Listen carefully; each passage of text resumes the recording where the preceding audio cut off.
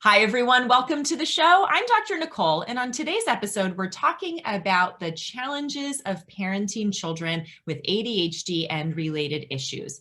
No child comes with an instruction manual, as much as we might want them to as parents, but it can feel especially tricky to know how best to support a child with executive function issues and other kinds of challenges that happen for kids when they have a diagnosis like ADHD. I find that there's also some major emotional barriers that can get in the way for these kids. And I don't think those are talked about nearly enough. In fact, our guest today talks about something he calls the wall of awful, which I think provides really valuable perspective on what's really getting in the way more than anything else and how we can best support that. To give us his perspective on how parents can best support kids with these challenges, I've invited Brendan Mahan on the show today. Let me tell you a bit about him. He's an internationally recognized ADHD and executive function expert, a highly engaging, sought-after speaker, and the host of the ADHD Essentials podcast. A former teacher, mental health counselor, and principal, Brendan helps individuals, families, schools, and businesses manage the challenges of attention deficit hyperactivity disorder and neurodiversity through an approach that blends education, collaborative problem solving, and accountability with compassion, humor, a focus on strengths and growth, and his trademark wall of awful model. Brendan, it's so great to have you with us today. Welcome. Yeah, thank you for having me on. I'm excited to be here. So let's start out with kind of talking about your journey. I mean, you've been a teacher, a principal, a mental health counselor. How did you come to really get interested in and focused specifically on the needs of people with ADHD and their parents and their teachers?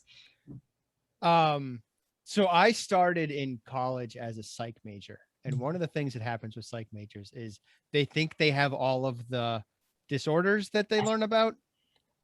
That wasn't me. I wasn't someone who was like, oh, maybe I'm bipolar. Maybe I have autism or whatever. The only one that made sense to me was ADHD. I was like, that thing seems like a thing I have, but I must be just doing that psych major thing. So I kind of blew it off. And then I became a teacher and I understood the kids who had ADHD in a way that none of the other teachers did, in the way that their parents didn't. I can remember very vividly having a conversation with a mom. I had known her kid for, I don't know, maybe 3 weeks. It was like the first quiz came back and he bombed it and he had missed a couple assignments. And I just called right away and was like, I just want to give you the heads up so this doesn't become a bigger problem than it is already. And the mom was like, oh, I'm so sorry about my kid, da da da da. And I was like, you don't need to apologize. Like, this is how I see your kid. Like, he's a kid who's trying really hard and just kind of can't pull it off. He seems to me like he's a good kid. He just isn't always executing perfectly, right? And she started crying because it had taken her and her husband and their family and their counselor years to figure out what I figured out in 3 weeks, right? And it's because that's me. Like, I get it because I have ADHD. And so as my career continued, and like even my career history sort of says I have ADHD, right? How many different jobs did you just list off? Like, yeah, this guy's got ADHD. He's bounced a lot. Both because like stuff gets less interesting, right? Like I'm like, oh, I can do this job. Now I don't want to anymore. Like that's in there. And also there are pieces of that job that I can't do. Like I struggled as a teacher. There's a lot of paperwork in teaching. And I was an English teacher. So like I taught paperwork. Yeah. Right. Like that's because secret, I started in undergrad as a psych major and then I graduated with a degree in creative writing. So and went through an English major for a little while in there too. So like I have those ADHD traits because I have the disorder, obviously. And that's kind of why I wound up working with people with ADHD. I for a little while there, I had like I was working with a counselor / coach person. Back before that was a cool thing to do. And I remember him saying to me, like, you understand ADHD at a level and a degree that most people can't even come close to. So probably you have it. Like, it makes sense that you have it. And then I started doing workshops and I developed the wall of awful and all that kind of stuff. But that's really why I work with ADHD folks. It's because I have it And also like the coaching side of it, the entrepreneur side of that is ADHD friendly as an approach, right? Like as an entrepreneur, I can design my career and my business to have as much forgiveness as I need it to have. If I work for someone else and I screw up enough and then they don't trust me or don't like me, they fire me and everything is gone, right? Like I'm not making any money anymore because I've been let go. I know I've had that happen, but I'm my boss. So like clients hire me and they can fire me, and that's all well and good, but you're one client. Like I have other clients and I'm not like suddenly have no money because one client fired me. Mm-hmm. And the person who's judging how well I'm doing what I'm doing is me. Mm-hmm. So right now, due to COVID, there's a lot of emails that I have received that I have not replied to because I'm homeschooling my kids during COVID. And I literally mean homeschooling. Like I'm developing the curriculum, I'm executing the curriculum, I'm doing all of it. They're in sixth grade. Sixth grade is the level that I taught. I knew some of that curriculum anyway. So I was like, we don't know, back when COVID started and we didn't know what was happening with it, and we don't know how deadly or dangerous or overwhelming it was going to be. My wife and I were like, we can probably just do this on our own. And my kids were already having some anxiety around school prior to COVID. So it was a way to get a break from that, kind of dig deep into figuring out what was going on there. They're going back to school next year. I'm sure the anxiety will spike again, but so is my kid. And so he knows it's coming and is ready to navigate it. And that's because we homeschooled during COVID and did a lot of mental health work during the time. But not replying to those emails, I'm not going to get fired over it. Right. Like I'm not going to fire me. I just get to say, all right, well, I may have missed some clients or maybe I didn't. Cause like they're going to summer camp. And as soon as they go to summer camp, I have a lot of emails to reply to because I will be able to, I'll have the space and the time and the energy to do it. When I say space, I usually mean brain space, just so your listeners know. But that's kind of what brings me to ADHD. It's why I ended up going into the entrepreneur world. It started a lot of it with like workshops and presentations, and I was a teacher. So that's easy for me. It wasn't, I know how to build that stuff and design curriculum. And I was never one of the teachers that could talk in front of a bunch of 12-year-olds, but couldn't handle talking in front of adults. Yeah. Like it was the same for me, which is helpful. Does that answer your question?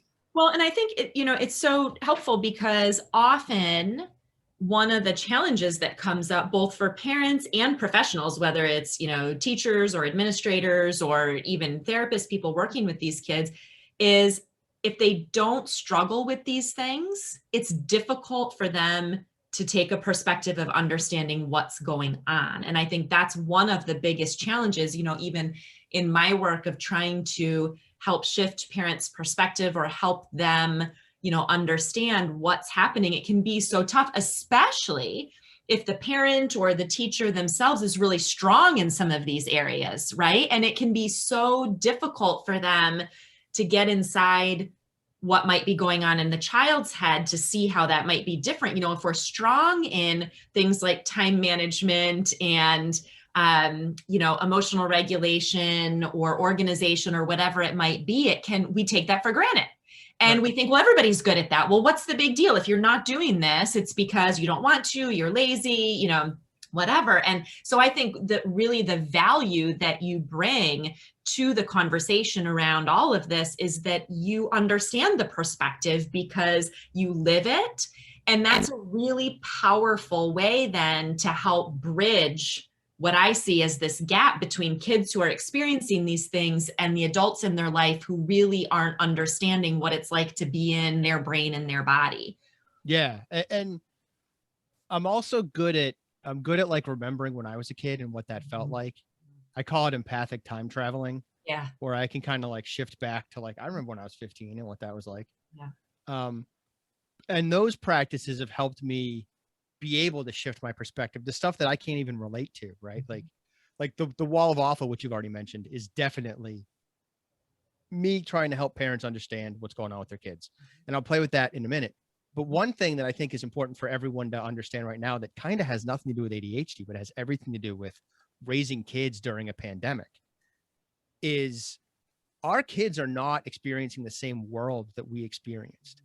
And one of the things I struggle with my own kids, I have identical twin sons who are 12 years old. one of the things I struggle with them, and I've gotten better at it, is they just don't trust authority. Like they don't like authority. They don't trust authority. They think everyone has bad intentions. And that's not how I grew up. I grew up and it was like, if they're an authority, listen to them. They know what's going on. Like they're better than you, more experienced than you.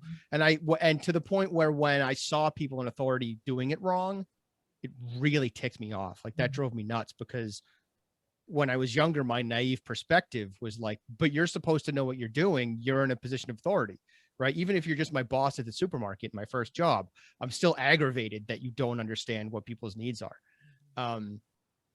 But my kids are growing up in a world where authority has kind of failed them in a lot of ways. Yeah. The country, I live in the United States, the country is at odds pretty heavily with itself. We got hit by a global pandemic that was not responded to effectively initially, and it was pretty obvious that it wasn't going to be responded to effectively, even though we knew what the facts were. Like all of that stuff, not to mention the fact that my kids have just had teachers fail them. Just like one of my kids got bullied and nothing happened about it until I stepped in, because I went to the school. And my kids know, like, you talk to the teacher, you talk to the principal, you talk to people in charge. We went through all that stuff. It didn't have any impact until I talked directly with the parent of the kid who was bullying my kid. And then it stopped. Yeah. So they also saw other elements of like just much more personal, not all encompassing failure at a high level for leadership. Yeah. And I work with parents. I run online parent coaching groups with parents. A lot of their kids are talking to me about how a lot of the parents are talking to me about how their kids don't seem to have the kind of respect for authority that they expect of their children, and they're not sure why. And I'm like, it's because it's been a really long, however many years of like political conflict in our country. That means they're hearing messages of like, this leader is not good enough. It doesn't matter what side of the political spectrum you're on. You're still hearing about how all the leaders suck, except for the ones that you like. And then there's another voice saying, but they all suck, except for the ones I like. And kids are kind of filtering this and hearing this in the background. And then they're seeing where things are not working. And they're going, oh, I guess leaders really suck. And people are greedy or out for themselves or don't care or whatever story they tell themselves. And so I think it's important to recognize that our kids are growing up in a world that's very different from the world we lived in. And so if they are responding to things differently, some of it might be that. It doesn't have to be ADHD is the reason. Because a lot of my ADHD parents are like, it must just be ADHD that's making them so oppositional. And I'm like, maybe, but that doesn't have to be what's going on. What about all this other stuff? Right. And it can also be what age and developmental level they're at, right? I mean, you said like your boys are 12, my kids are 14 through 21. You know, we have to take that into account too. They hit some of those developmental levels where actually their sort of job or task in those phases of development is to push back, to question, you know, and that can be uncomfortable for us. And it can be challenging, I think, because you combine some of those very normal developmental kinds of things with some of the emotional and behavioral regulation challenges that come with, you know, having ADHD or, you know, having some other challenges. And that can make for a really interesting time too. Yeah. I like it when parents ask me about that stuff. And I often respond with, yeah, that's supposed to happen. Right. Exactly. And then they're just like, what? Like I respond in this very, of course. Right. And give it immediate permission, immediate forgiveness. And then we kind of rearrange perspectives from there. So, you know, this issue of it being challenging for parents who don't have these difficulties themselves to understand or take the perspective of what's going on with their child, that certainly is one of the things that is tough for these families and for parents. I'm curious about what are some of the other top issues or challenges or things that you see going on in families where a child has ADHD or, you know, a related diagnosis and parents are trying to handle that? I think a lot of it is parents not seeing the systemic nature of it and the relational nature of it, right? Like, is your kid anxious because they're anxious? or is your kid anxious because you're anxious? Mm-hmm. And are you anxious because you're anxious, or are you anxious because your kid's anxious? Mm-hmm. And how do you respond when your kid gets anxious? Like, because to me, everything is anxiety. Mm-hmm. That's just that's what it all is, right? Yeah. It all boils down to anxiety in my head. Mm-hmm. So our kid has a homework assignment. Let's say they're actually upset about and anxious about homework. So they get really anxious and they storm off, scream, I don't want to do it, put headphones on, flip their hoods up and try to hide. Mom and dad see this behavior, and then mom and dad snap at the kid because mom or dad get anxious for lots of reasons. Yep. The most basic is, unless you anchor yourself in that moment, you are going to rise to the level of anxiety that is highest in your vicinity. Mm-hmm. So if your kid is flying up to an anxiety level of 7, you're going to meet them at a 7 unless you intentionally anchor yourself and try to stay in that pocket of calm and balance. Or you might fly up to an 8 or a 9 because your kid's at a 7 and you go there automatically. And then somewhere in the back of your mind, you're worrying and you're like, does this mean my kid can never have a job? Right. Does this mean my kid is going to like die in a gutter? Yeah. And that kind of stuff happens too, which is, it's about raising a healthy, well-adjusted 26-year-old, right? Like even Dr. Nicole isn't there yet. Right. So we're going to be okay. Like give your kids some time. Development is not, it's not like a fine wine where you just age gradually over years and it's in this uniform pattern. That's not how any kind of development works. Development is like stuff is flat and then all of a sudden it spikes and then it dips a little bit and then it spikes again and then it's flat. And it's this really quick shifts and changes. It's just not true that like your kid is 6 and they're 7 and now they're a year more mature. Like that isn't how it works. It's how we want it to work, but it's not really how it works. We can generally say like they're 7, this is kind of what we can expect them to be like. But your mileage may vary in lots of different ways, not the least of which is things like ADHD or giftedness, where we have this sort of asynchronous development. Well, and I think, to your point there about what we do as parents, so much of the distress and anxiety that we experience in those moments has nothing to do with what is actually happening in the moment, but it's us conducting future time travel in that moment in our minds of exactly what you said.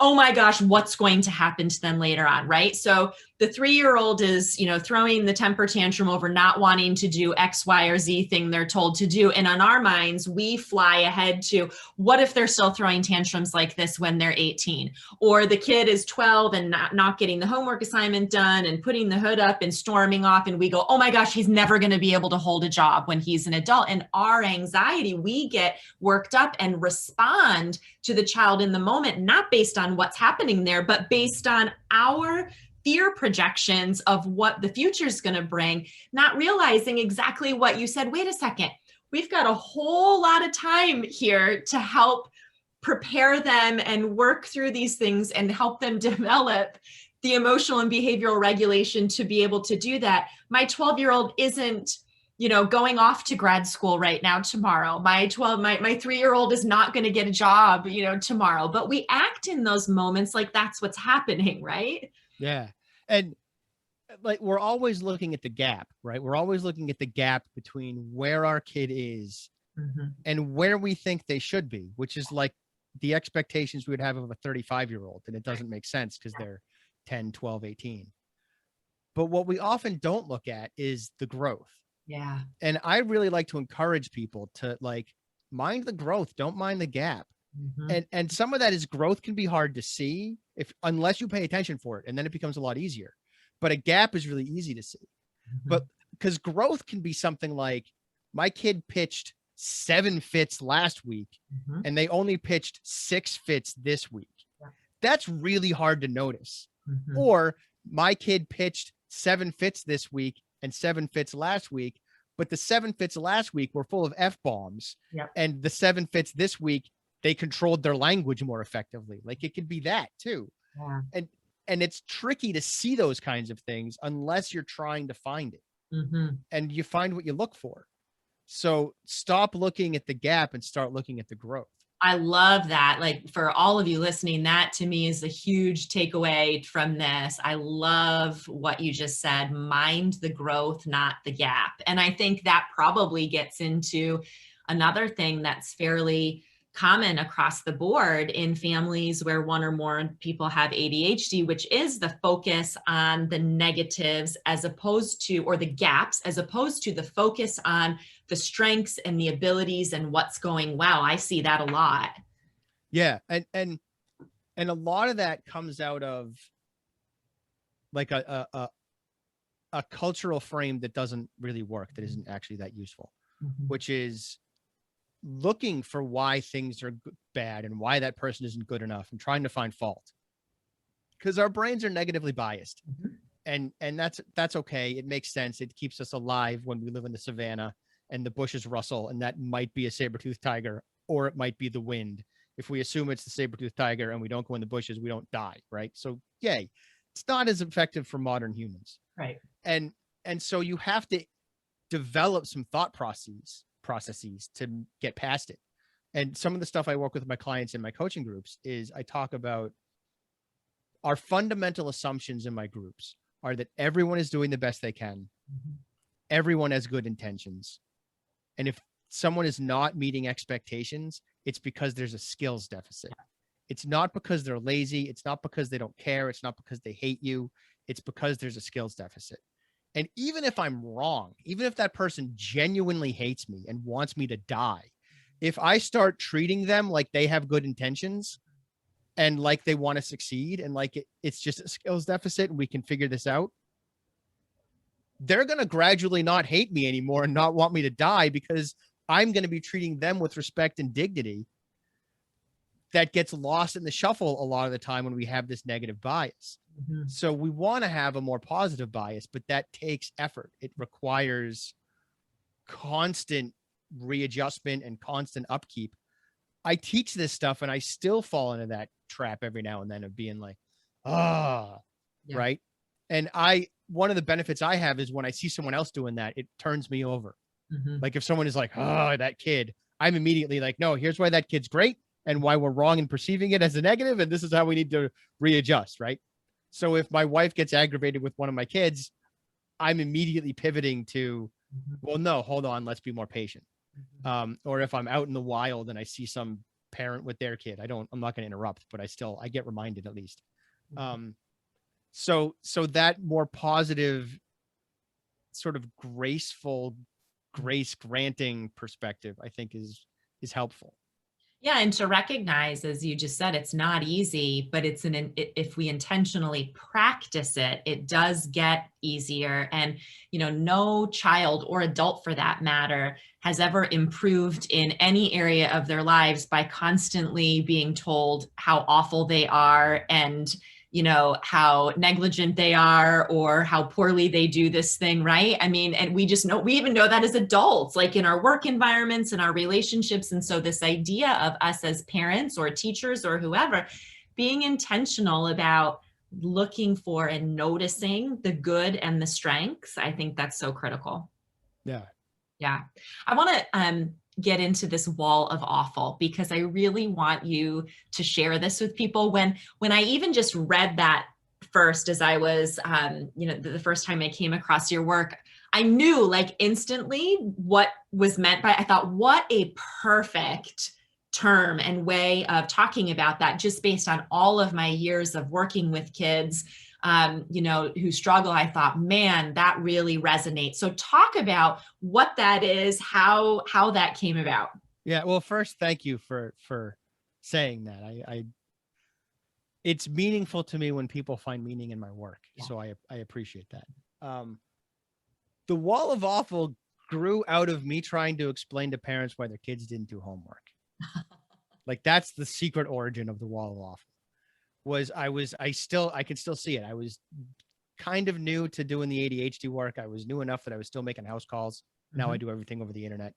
And I was over at a family's house and I can still see their kitchen. I can remember saying this. That's like how momentous it was in my head, where I was like, we're talking about homework and I'm like, it's kind of like there's this wall of awful between your kid and their homework.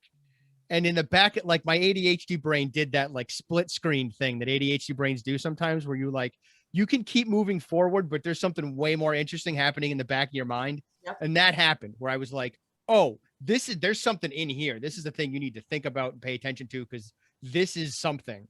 And I didn't quite know what it was yet, but I started to figure it out.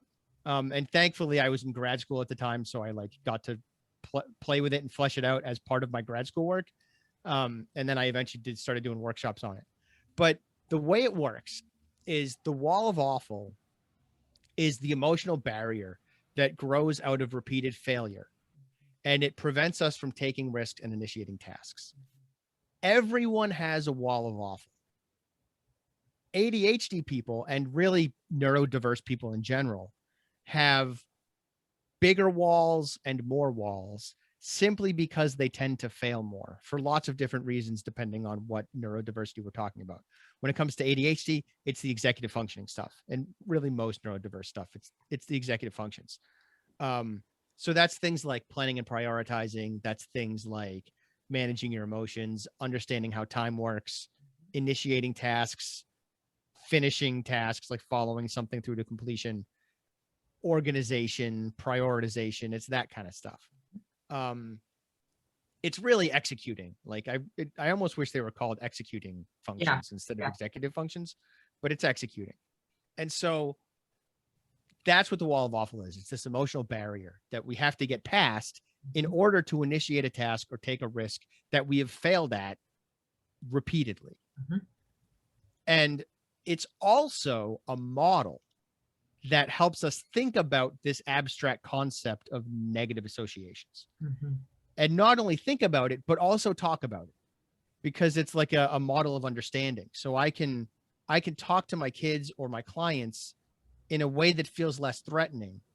If I say to them, hey, I see you're struggling with that assignment, email, whatever. Are you hitting the wall? Are you climbing the wall of awful? Right? That feels a lot more safe than, is this assignment intimidating to you? Are you scared? Are you anxious? Like that stuff is, but if I'm just like, are you climbing the wall of awful? That feels better. Right. And the other piece to that phrase is that there's forward progress happening. If I ask, are you climbing the wall of awful? As opposed to how I misspoke at first when I say, are you hitting the wall of awful? That means you stopped, right? You're not going to keep going. But if you're climbing it, we're making some progress here. So the way the wall of awful works, the way we build a wall of awful is by failing, right? So every time we fail on a given task, so it's not like you just have one. You've got lots of them, lots of different ones. You might have a wall of awful for mowing the lawn. You might have a wall of awful for eating healthy. You might have a wall of awful for going to the gym. You might have a wall of awful for your self-perception. You might have a wall of awful for math. You might have a wall of awful for homework.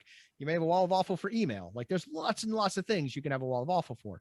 And sometimes they interact. Because if I have a wall of awful for math and I have a wall of awful for homework, and now I have to do math homework, it's that much harder for me to start.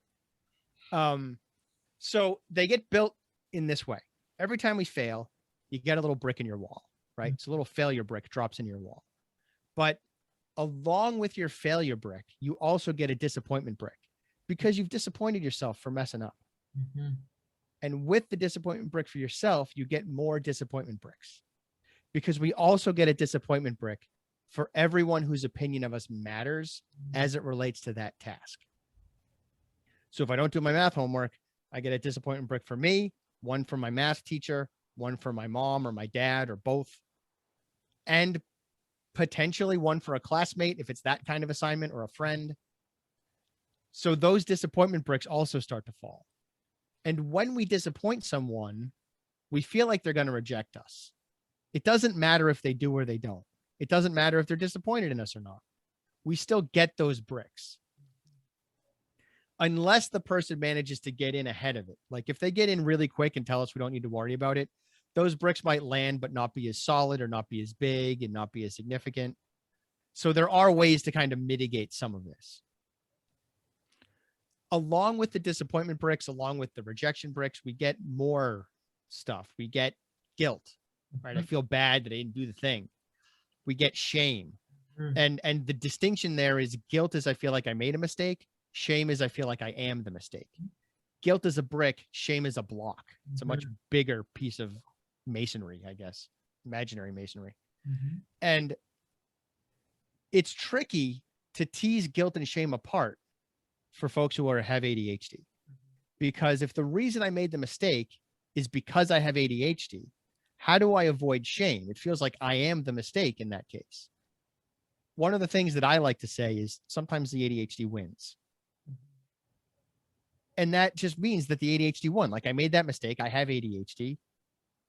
I'm not using ADHD as an excuse, but I am using it as a reason because I'm allowed to have ADHD. If I suddenly had trouble breathing and grabbed my inhaler and used it, no one would think poorly of me.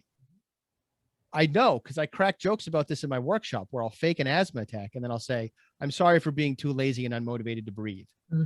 And everyone thinks that's ridiculous, but they're happy to say that kid is too lazy and unmotivated to do their math homework, or that guy is too lazy and unmotivated to check his email. That's not what's going on.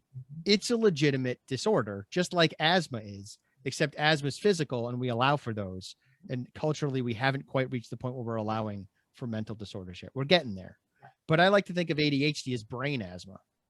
Asthma makes it harder for me to execute and do the thing. So does ADHD. In one case, I'm just don't have enough oxygen. In the other case, I don't have enough focus. And ironically, those things work together. So if I have an asthma attack, my ADHD is worse. But so we've got all these bricks, right? And rejection becomes loneliness, right? Anxiety drops in there really easily. We get fear, we get doubt, we get worry. There's lots of other bricks that come with these repeated failures. And so your wall of awful keeps building. It is not the job of parents to keep bricks from landing in their kid's wall of awful. Your kid is going to fail. They are going to mess up and they are going to get bricks in their wall. It is, however, your job to keep unnecessary bricks from landing in their wall. So if your kid messes up and fails and you're ridiculing them for that, you're adding a whole lot of bricks that don't need to be there. And you're just making it harder for them to do their math homework or write an essay or whatever. And often we do that. We ride our kids really hard in the false hope that it's going to motivate them. There are some people who respond to that, but in my experience, it's a minority of people who respond to that. Most folks need positive reinforcement, need support, need forgiveness, need some grace so that they can recover and do the thing again. And since typically it's parents interacting with their kids, like the job is to learn when you're a kid. It's your whole entire job. So let's make that learning as easy and as effective as it possibly can be. When it comes to getting past the wall of awful, because I don't want to just leave listeners going, oh, that's why it's hard to do stuff. Right. The end. which is a really important and valuable perspective to have. And that, I think you articulated that really well. I think there's so many people listening who are going, oh, I get it in a way that I didn't get it before. But yes, now the next question people are having is, okay, so you said one of the things that's my job as the parent is to not have unnecessary bricks added there, but what else can I do? Right. Now it's supporting your kid and getting past it, right? There's 5 ways people try to get past the wall of awful. 2 of them don't work. One of the ones that works is unhealthy, and then there's 2 that work. Okay. So the first one that doesn't work is staring at the wall, right? Just like that. Yeah, it's a really big wall. Well, yeah, you're not doing anything to get past it, though. That could look like just sitting there, right? Like you got your math book open and you're not doing anything. You're just sitting there. Or you got your binders out and you're not really doing much. The other option is to try to go around it, which often ends in distraction. So it's like, I'm going to do my homework, but first I want to like finish this level in Minecraft. Not that Minecraft has levels, but finish this project in Minecraft. Or I want to watch an episode of Bob's Burgers or something, right? But then like one project turns into 2, one episode turns into 3 because like Netflix just keeps playing them and you have ADHD, so you don't notice that there was a point where you could have stopped. You just got hit by the dopamine roll and you're continuing to watch SpongeBob or Bob's Burgers or whatever. So those 2 strategies don't work at all. The other option is to smash your way through the wall of awful. This works, but it damages relationships. So this is when you're talking to your kid about the homework, and then all of a sudden they're like, fine, I'll do my math. God, shut up. And they get all angry, right? Or they flip their hood up and they get that like teen angst thing going where they're still sitting in the spot, or they go to their room and they're just like, why do I suck? What's wrong with me? I'm the worst. That stuff. That's still smashing. That's still using anger to get past the wall. They're just turning it inward instead of turning it outward. But that damages relationships, either with the person that they're yelling at or with themselves. And adults do this too. Like that, it's not just kids. I don't want to make it sound like it's only kids. Adults have walls of awful just like kids do. And those three, smashing, going around, and staring at it, are fight, flight, and freeze. Mm-hmm. So it's our stress response. It's just the way that we respond to stress. And your kid might pick any number of them. They might use, maybe they typically fight, but every now and then they freeze. I don't know. I have noticed that parents who are fighters typically have kids who are fighters. So that's why you're fighting. You're both hitting the wall. You're both really stressed and anxious. So try to ratchet that down. The two ways that actually get you past it are climbing it and putting a door in it. Mm. What's tricky is climbing it looks like staring at it, and putting a door in it looks like going around it from an outside observer. So climbing it means that you're just sitting with those emotions and you're kind of navigating them and dealing with them. But to an outside observer, you can't tell. So if you have a kid that takes a half an hour to get their binders out of their backpack or start up their iPad or whatever to get started on their homework, and you're a parent that's going to speed them along, right? Look, just sit down and do your work. Here, I got your binders for you, right? And then your kid snaps. That's typically what happens after we try to speed them along, because they're climbing the wall of awful and they're going at their pace, and you just demanded that they get to the other side right now. And so they went, oh, well, then I guess my only option is to Hulk smash. I guess I have to punch a hole in this wall so that I can get to the other side because you're forcing me to, as opposed to being patient and giving them 5, 10, 20 minutes to get to where they need to be, or speaking to them directly about what's going on. One of the great things about your listeners hearing this concept is now they can teach it to their kids. This is not a hard concept. It's rich. It's got a lot of depth to it. There's a lot that can be done with it, but it's not difficult to understand. So if you talk to your kids about what the wall of awful is, or better yet, have them listen to this episode with you, at least this piece, now everyone understands it. So now when your kid is sitting there with binders and they're not quite doing their work yet, you can go over to them and say, hey, are you climbing the wall of awful? And hopefully they say, yeah. Once we know we're climbing it, it happens a lot faster. It doesn't necessarily happen immediately, but it goes a lot quicker. And the other thing that happens sometimes with the ADHD inattentive kids is they go, no, I just was spacing out. And you're like, awesome, do your work then. Like, right. I'm glad I redirected you. Right. Yeah. Right? Because sometimes they space out and that's okay. They're supposed to. Right. It's brain asthma. So when they're climbing it, it looks like they're staring at it, right? Because a kid might be sitting there not doing anything and not engaging with the wall, or they might be sitting there midway through a whole bunch of dread and they're actually engaged. They look very similar. Putting a door in it, on the other hand, is just changing your emotional state. And there's lots of ways that we can change our emotional state. Hulk smashing is an example of that. Going to anger changes your emotional state, and then you punch a hole in the wall as opposed to having a nice door for that hole, which is much healthier. So ways to change your emotional state are things like music. Music is a great one.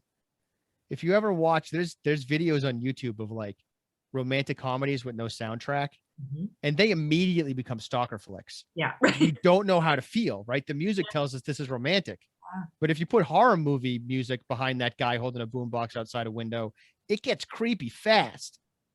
So one option is music, right? Listen to The Eye of the Tiger when you want to go to the gym, or I don't know, Frank Sinatra because you're trying to write a paper or something, or just, you know, the Hall of the Mountain King, like some like symphonies and stuff, because that's even better.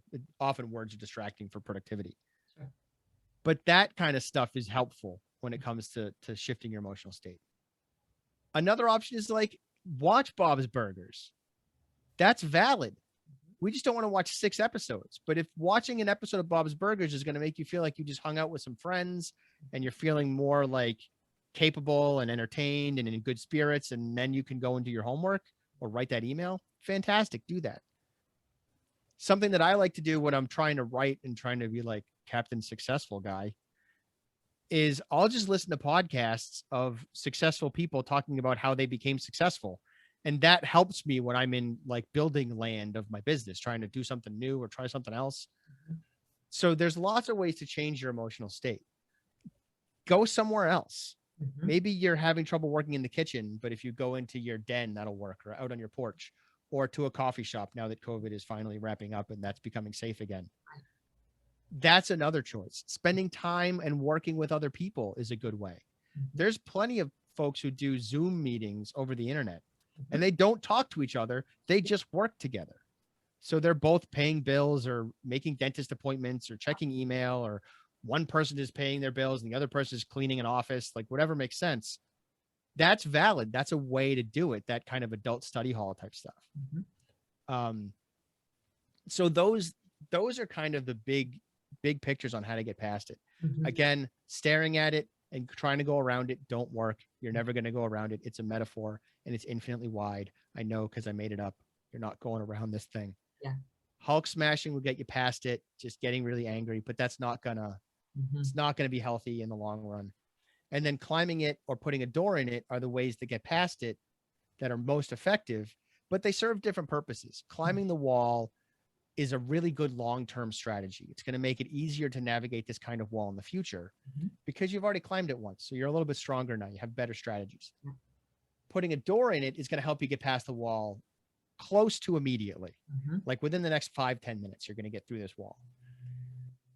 But it doesn't necessarily help with the long-term stuff. So if all you ever do is put a door in it, it's going to stay hard. But you got to have the time and the energy to climb it. So you kind of have to pick which of those two is a better strategy, given where you are in that moment. I love it because it gives such practical and in a really visual way. Like I'm picturing this as you're talking about it, which is so helpful, I think, to get attuned to what might be going on for a kid in those situations. And I think one of the frustrations that so many adults have is, well, why doesn't he just tell me?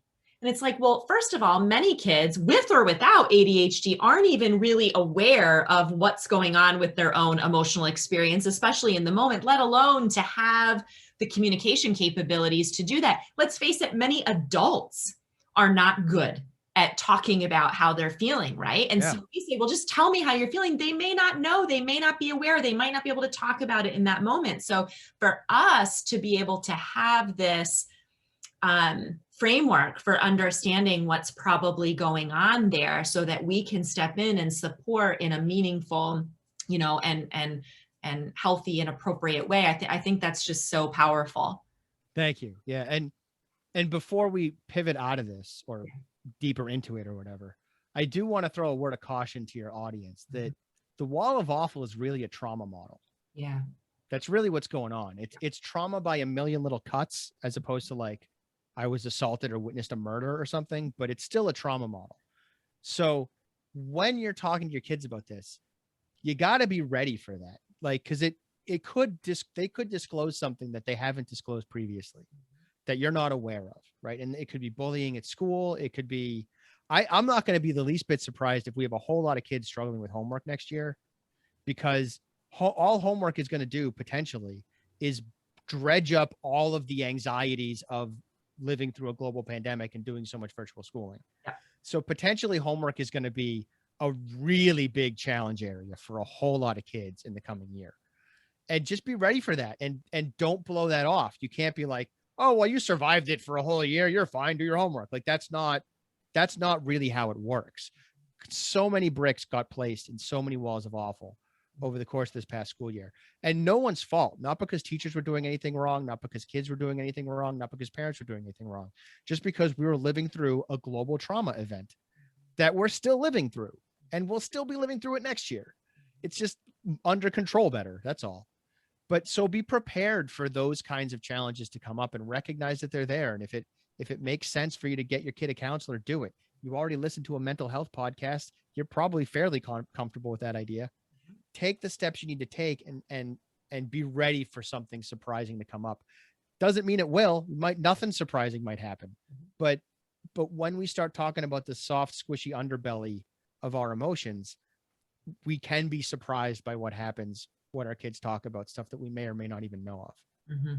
That's really so important. And I'm glad that you raised that. And as we're wrapping up here, I want to make sure that people know where they can find out more about your work, about the Wall of Awful, because you have some great resources available on your website that people can download. You've got videos, you've got so many things. Where's the best place for people to go for those resources and to find out more about the work that you do? Yeah. So the website is ADHDessentials.com, ADHDessentials.com. And I have a podcast of the same name, ADHD Essentials. It's got 186 episodes as of now, maybe more by the time this records or posts. And it's released weekly. I haven't missed a week since it launched. So I don't see why that would change. I survived a pandemic without missing a week. So things are just going to be easier from here on out. I do run online parent coaching groups. Great. Sort of 4 times a year. They're 8 weeks long. Each week has a theme. It's all on the website. And I will have space for one-on-one clients come the summer. So that may or may not be a possibility depending on when people contact me and if people contact me. That's basically the gist of where folks can find me. Awesome. And again, just to reiterate that Brendan's got some great downloads and things there. So if this piqued your interest, if you want to delve more into this model or just have, some additional things to support you, I highly encourage you to go to his website. And Brendan, I want to thank you not just for taking the time to spend with us on this episode today, but also just for the really deep and meaningful thinking that you're doing about what's going on in ADHD and for these kids. I think it's really important for the field as a whole, and certainly on a very individual level for kids and for families. So thank you so much for what you're doing. Thank you. I appreciate that. And thanks to all of you, as always, for listening. We'll catch you back here next week for our next episode of the Better Behavior Show.